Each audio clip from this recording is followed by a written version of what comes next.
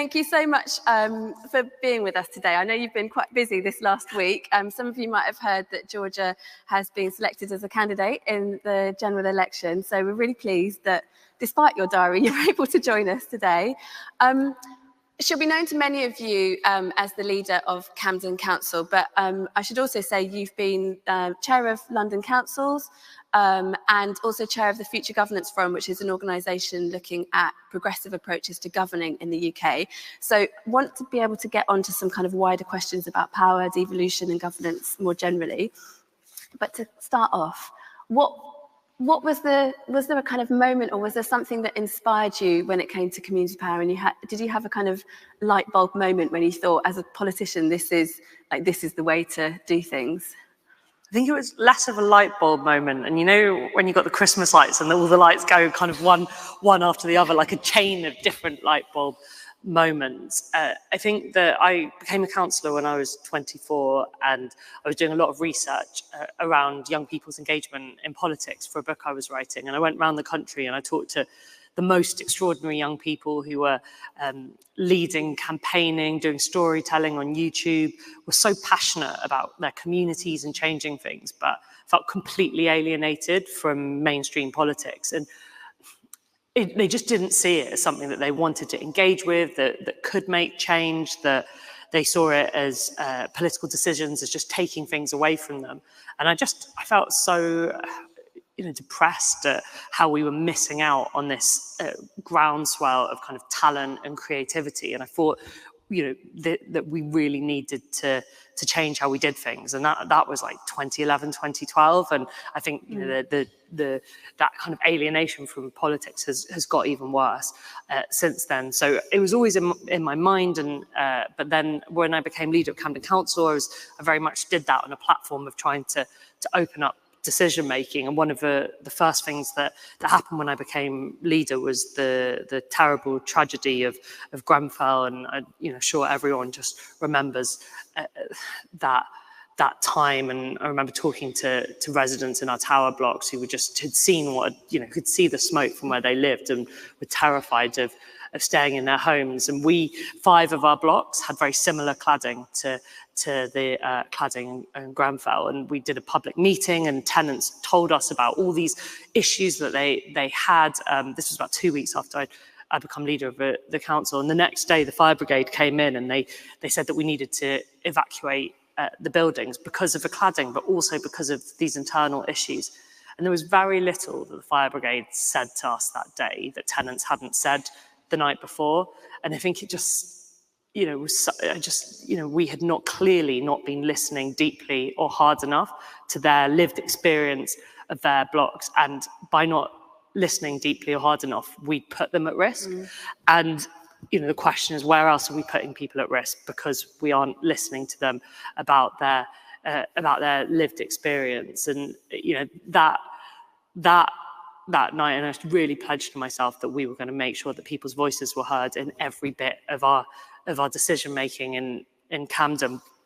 And however much you're doing community engagement, however diverse you are as a group, and we have a really good group of councillors in Camden. You can't be in every part of the community all the time, and people are best placed to tell you about their lives and the services that would most impact them. And so I think it's just common sense in terms of making good decisions.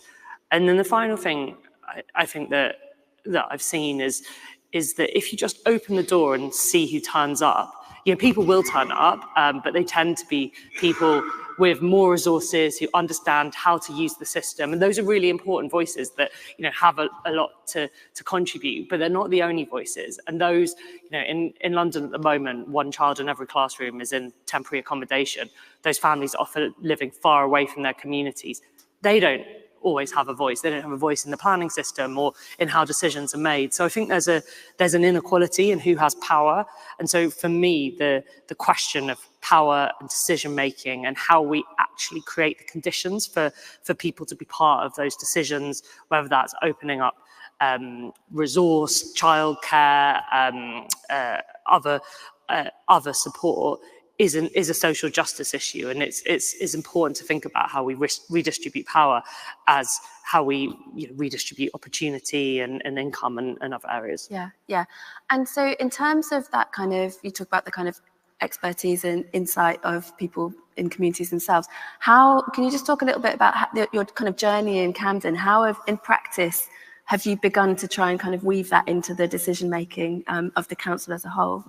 Yeah, so I think we've done that in 3 ways. I think the first is in how we actually make big decisions, and so we've run 8 citizens' assemblies in Camden, and I think citizens' assemblies have been a really powerful tool for a borough like mine, where over 120 languages are spoken, where there's such diversity of experience, bringing people together who really reflect the diversity of a borough to take a deep look at a massive question for them has been such a powerful experience. We ran the first climate citizens assembly in the country in Camden, and I often say that there are people in that room who thought Camden Council persecuted car users, and people who thought we should ban all cars, and every spectrum in the middle. And the time they took to really deeply look at the issues and find consensus was incredibly powerful. And in each assembly, we go somewhere where we didn't expect to at the beginning. So at the health assembly, I remember thinking, the big issue will turn out to be, heart disease or cancer or obesity. And actually, the thing that our community said was their number one health issue was social isolation, which is not what we usually start with in terms of our health systems. And can you imagine how different things would look if we did start in that place? And so there's the community will come up with ideas that surprise you and take you further. So citizens' assemblies have been a really important tool for us, but we've also worked with UCL on a Citizens Science Academy. We've developed a wellbeing index called Good Life Camden, which helps us judge the decisions by the things that are important to citizens, whether that is around social isolation or community history, or some of the things that, the good jobs, the things that are really important to them, and it's changed what we measure. So we tried to take those kind of big moments where citizens can be part of decision making, participatory budgeting, and so on. The second is actually just how we deliver services, and as I said, people are they know their homes and their communities best, and I think we've tried to work through co-production to ensure that people really are shaping the services they use. And often people say, oh, you can't really do that in the really tough areas. And I don't think there's a tougher area for a council than the children's social care system and the kind of hardest edge of state power, which is the power to remove a child from their home for their own safety. And we worked with parents who'd been part of a social care system, parents who'd had their children removed from them, and we worked with them to really look deeply at how we were delivering services and how we could prevent that happening, how we could support parents earlier so they didn't get to that place. And these were really, really tough conversations. They required a lot of courage for those parents to come into an institution that they sort of felt had caused them harm, and for our social workers who, were doing the best job that they could and were doing what was, in the best interest of a child, to kind of be part of those conversations. And they looked at everything we did. And again, they said things that surprised us. We were doing lots of multidisciplinary conferences where, we talk about them as being brilliant because you get all these different professionals and you have one joined up conversation. But the parents said they actually perceived that as lots of middle-class professionals, one by one, telling them how they were a bad parent, and they had found that a really isolating experience. So we changed the way we had those conversations. We introduced a role of parent champion, people who've been through the care system, supporting other parents going into it. We invested really heavily in family group conferences where everyone who is in the life of a child, or indeed an adult, comes together to make a plan for that individual. And again, the collective imagination of a group of people around an individual is so much more than a professional could have on their own. And I think as a result of that, fewer children are going into care without having changed the thresholds. We're saving more money. And I think that people experience a much more relational and supportive and positive service. And we had the Treasury in to look at what we were doing, because we spend a lot on early intervention, but we save a lot. And I think they were kind of shocked, I don't know, maybe disappointed, if they kind of thought they were going to be looking at some spreadsheets, but what they actually saw was a story which is our staff really passionately talk about relationships. They have a phrase, to love is to act. They talk about handing over power and working with our communities, and that is what's created the shift. And I think the third area that we've really heavily invested in is how we support the action of our communities, because people have so much they want to do to make a change and make a difference. And often we're not just not supporting it, but we're providing all these blocks that we don't even know about. So we have I can talk more about it. We have a We Make Camden fund that's funded over 300 projects. We have lots of the country's first community improvement district, One Kilburn, where led by community champions. Every part of our borough, you can go and you can see people running community meals or doing community gardening projects, or kind of taking citizen action. And we have a participation team which is there to support them, but also to be an unblocker. So if the people are seeing the same problems over and over again, the participation team can kind of make sure the institution, us as a council, as a big bureaucracy, is actually set up to really support people. I can see some of our participation team in the audience today, so massive thank you to them. And I was going to ask about how it's obviously really, it sounds like from what you're saying, it's really empowering to your workforce to work in this different way, and to work in different ways with communities more directly. As a leader, how have you kind of enabled that throughout the organisation? What's the organisation, Camden, as a council, had to do to kind of shift towards working in those ways? Yeah, I definitely think that we've been on a journey. I think most staff absolutely just are so inspired by the idea of working directly and alongside communities. And I think that that kind of relational approach, that the capacity to just be able, to see an issue in a community and be able to unlock something to meet their needs is massively empowering. But a hierarchical organisation which is under massive funding pressure, as councils are, is not always set up to do that work. So I think that's why it's been really critical to have a participation team, which is at the heart of the council, and it's kind of supporting that best practice. They do a lot of kind of open sessions where staff can be involved, and when we are working with communities, we get it's not. I think it's real dialogue. So we kind of sometimes we have like community summits where staff and residents sit alongside each other and they kind of plan what they're going to do, and we can have those honest conversations. Actually, we can unlock that. That's something that's in our power. Actually, that isn't something that's in our power, but how can we campaign to do something about it together? And I think that when I first talked about when I became leader doing the first assembly, I think there was a lot of healthy skepticism from the organisation. We've got a lot of priorities. I remember one of our climate leads was like, yeah, but you do realise we need, all of, 700 million to invest in our buildings. And are you sure that this is how we're going to get there?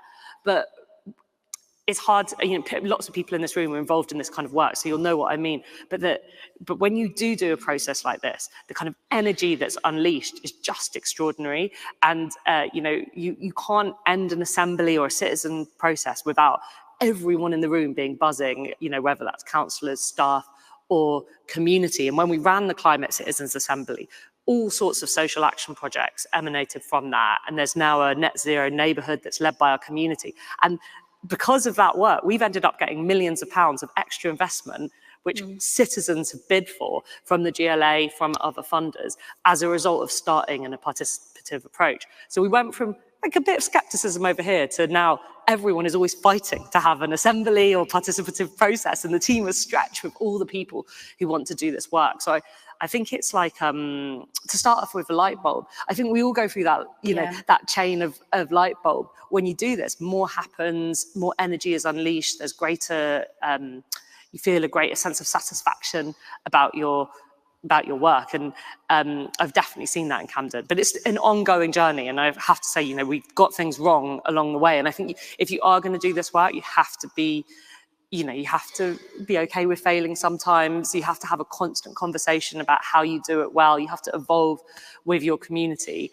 And, you know, there's still areas that I would love us to be more relational, more listening, work more differently with our community. So it's something that, you know, that I think is a journey you have to be constantly committed to. Yeah, and I mean, quite important from your role as leader of the council to kind of hold that space for that, you know, ability to test things out and to potentially fail, but to say that's okay and kind of part of the process, and it's a learning approach. I mean, I guess one of the pushbacks we might sometimes get as new local from more traditional elected politicians is the sort of sense of, well, I was elected to represent people, so I'll be elected every 4 years, and then I'll get on with the job of making decisions. What do you sort of say to people whose instincts is to say that it's a threat to their representative role to work in these much more kind of messy but participative, iterative ways? So this is something that I have had a lot, and I think that what I would say is that working with people in this way kind of deepens your understanding as an elected representative and makes you a much better representative, because you are gaining kind of depth and understanding of your community in a way that it would be impossible for you to do if you were just entirely on your own. And sometimes if you're a representative, it can feel like you're in a kind of a room with lots of people shouting at you with vastly different opinions. Do this, do that, and they're pulling you in different directions. If you've been on Twitter, it feels like that sometimes. But actually, if you're part of an assembly or a participative process of any kind, really, what you end up having is a real discussion and about trade-offs, and people get into, you know, we did one on the nighttime economy, and, you know, for some people, they want bars to be open later because so they, you know, they want to have that vibrant nighttime economy. For others, actually, they see that as a real risk around antisocial behaviour. Some people want more alcohol, some people want activities without, all different views. So rather than everyone kind of pushing that at you and you kind of sitting there in a room and making those decisions, actually having that kind of dialogue where you explore trade-offs together, I think is so powerful. And if you do that publicly, you get to firstly a better decision, but there's much more democratic legitimacy of that decision, and people feel better about where you've got to. And I think what's been really powerful for me is hearing from people who've been part of assemblies who've said, actually, I've really changed my mind. I started off here and I've ended up there. And how often do you hear that now when, you know, we don't have institutions that bring us together in one place to have these kind of debates. So having spaces that people can change their minds, and it changes how they feel about a democracy. And the last assembly we did, I remember two people saying to me after. One was a woman who'd come to the country as a refugee about 20 years ago. And she said it was the first time she'd ever felt like a citizen. And then a young woman who was about 22 who said it's the first time she felt like she'd had a voice.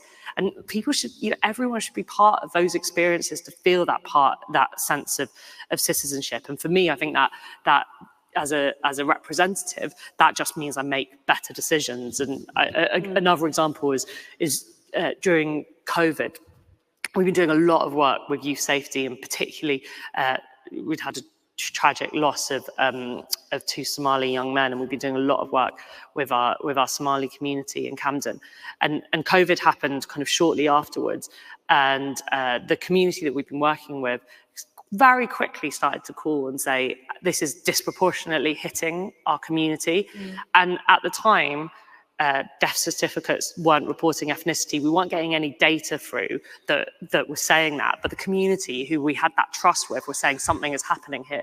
So we didn't wait for all the data to come through. We started to act and put in extra support for communities that were telling us they were most impacted. And as we know later on, sadly, that, you know, we saw really deeply the disproportionate impact of COVID. So I think those relationships, to start, where I started with about how do we save lives, how do we protect people, actually those relationships are so critical to being a good representative and making good decisions. But it's definitely a political challenge I've had. And you have to, I remember once one of our opposition were like, we were doing a work on imagination activism and how you imagine collectively a different future, and they're like, how could you be spending money on this and in a cost of living crisis? And I think you have to be prepared to say, actually, we are doing lots of things that are putting a sticking plaster on cost of living crisis payments and so on, and we'll continue to do that because people are suffering. But also the system is failing them, and we need to imagine a different system, and that requires new tools. So I think I think what I've definitely found is if you just do it, more and more people get excited and sees the potential. You can kind of drown out the negative voices, the cynical voices, and sometimes people get involved who kind of at the start didn't, were very skeptical around it. Yeah, that's nice. They surprise you. I wanted to ask you about missions, because I know you've been doing a lot of thinking both at Camden but also through the Future Governance Forum about kind of mission-led approaches. It's obviously something that the Labour Party nationally have been talking about, missions. It's something that through the Levelling Up white paper, the Conservative government were talking about kind of galvanising missions.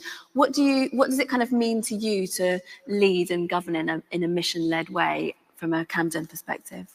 So we came to missions in Camden following COVID. So when the pandemic hit, it was again a terrible time for our communities, but we saw the way that public services and communities pulled together faster than they ever had before. And we were able to do things in a number of weeks, support all homeless people off the streets and into accommodation, sort out a food network for our entire borough for London. Things that would have taken years and we just weren't able to do previously. And in order to support our community, because there was a crisis and people were suffering. And when we were recovering from COVID, I really wanted us to have that same sense of kind of energy and singularity of purpose around dealing with some of the inequalities that COVID had exposed or exasperated,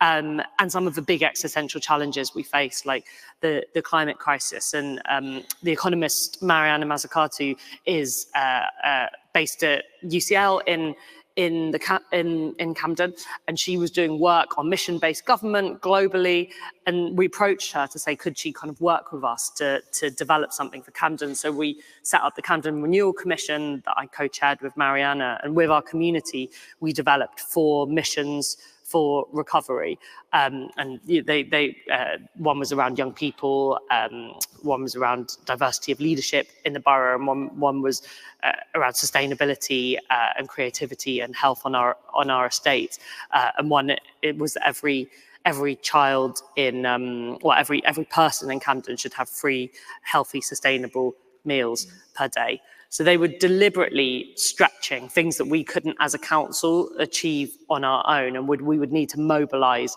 our communities, the private sector, the public sector in a really different way. So we've been working for about 3 years to embed these missions, to make them a reality. They all go till 2030. And I think what we've seen is that they are very much missions for Camden, not missions for the council. So we've seen a lot of resource start to come in from external organisations, a lot of new partnerships between the community and Google, London Zoo, the organisations that are in Camden around delivering them. So I think missions are firstly about that mobilisation, about creating a really stretching goal of transformation that brings very different groups of people together to meet it. I think for an organisation, for a local government, they bring together teams across silos. So when I talked about our estates mission, that sits across health, housing, culture, sustainability. It needs a completely cross-government approach to be able to meet it, and it needs to work alongside our communities. And we've also started to look at some of the levers that can really unlock it. So procurement, and we're developing a community wealth fund to invest in mission-based businesses and organisations in Camden. But I think that what really excites me about the potential of missions nationally is, I think in this country we're the worst of all worlds. We're like deeply centralised, but have really short-term decision making, and the opportunity to have national government, local government, regional government, all pulling in the same direction around clear goals for the country in partnership would be a complete transformation. I think we could do so much more. Yeah, no, it's really interesting you say about that kind of mobilisation side of things.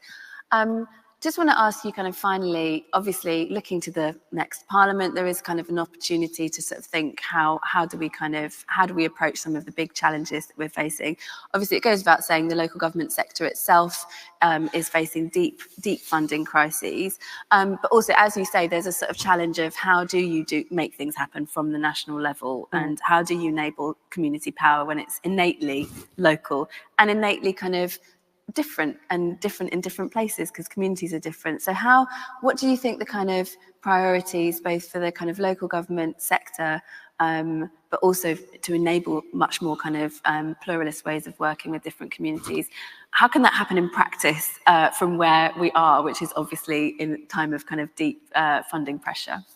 Yeah, I think that we've seen, like, I can't overestimate how tough things are for local government at the moment. Funding has been completely decimated. Many councils have lost over half their budgets, and we are at a crisis point, and councils have had to pull away from a lot of the preventative and community work that they want to be doing because they're struggling to fund statutory services that they need to, and our housing budgets particularly are under massive pressure. So there is a kind of stabilisation that needs to happen, and I think I've been really welcome some of the commitments that have been made about long-term funding for local government, because this kind of cycle of short-term funding makes it really impossible to plan. So, I mean, the starting point is stability, because I think if you've got financial stability, you can invest in some of the capacity that I've talked about, because it does require investment to really engage with people properly,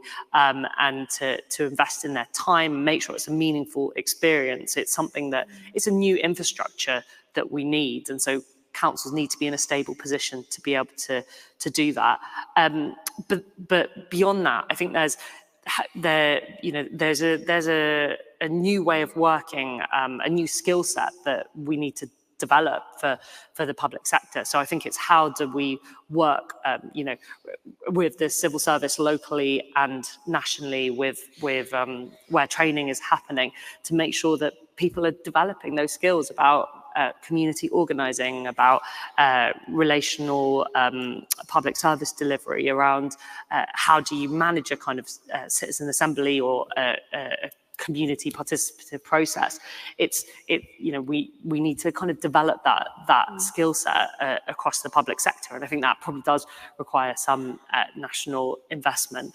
And then I'm a big proponent of devolution. I really welcome the Labour Party talking about take back control, talking about devolution, because the more that decisions are made closer to people, the easier it is to have that real local vision, to be able to convene people around it, to enable young people to be part of the decision making around how employment services support them, that makes sense for that area, to enable older people to kind of to think about what is supported living for their future, and to really give people that kind of depth of decision making that will give them a much greater sense of their own being part of a community, of having power in their own lives. Yeah, thank you so much. It's so great to hear so much possibility and so much potential, despite the big challenges that exist. But really pleased to hear from you today. Can everybody join me in giving a big round of applause